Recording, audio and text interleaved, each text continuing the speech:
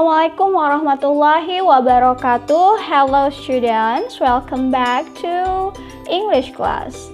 So today we are going to learn about if clause.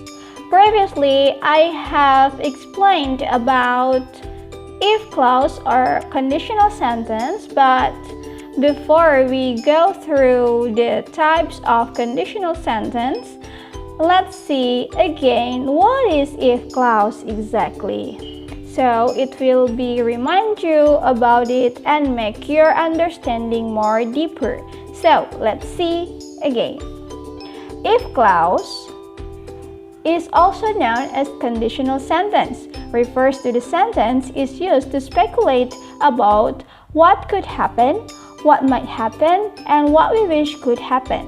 Jadi, if clause juga disebut sebagai conditional sentence, yang mana merupakan kalimat yang digunakan untuk memprediksi tentang tiga hal. Yang pertama, apa yang bisa terjadi, apa yang kemungkinan telah terjadi, dan apa yang kita harapkan bisa terjadi.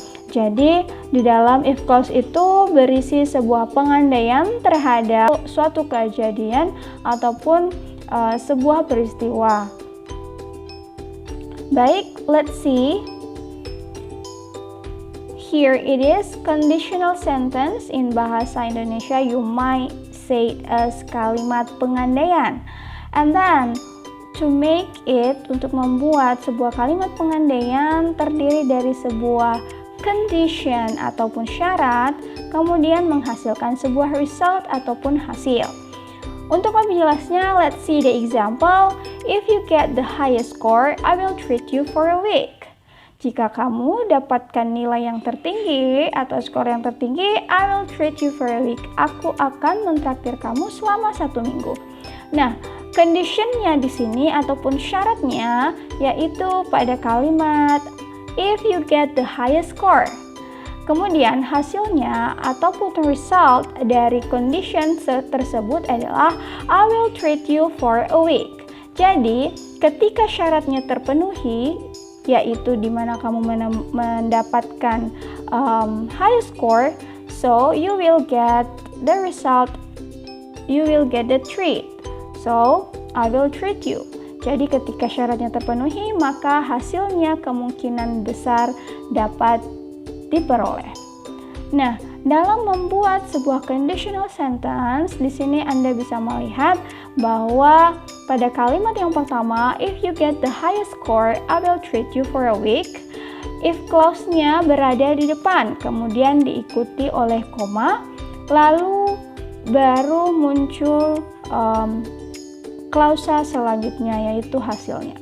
Nah, kalimat yang di atas ini bisa dibalik sebagaimana yang ada di contoh kedua. Jadi, I will treat you for a week if you get the highest score. Perbedaannya cukup jelas di sini bahwa if clause-nya berada di belakang setelah result ataupun main clause-nya. Jadi, bisa dilihat di atas bahwa ketika if clause-nya lebih dulu dituliskan ataupun disebut, maka harus diikuti oleh koma, baru kemudian diikuti oleh main clause. Nah, sebaliknya, jika main clause-nya yang lebih dulu disebutkan, maka tidak perlu menggunakan koma untuk memisahkan antara main clause dengan if clause itu sendiri.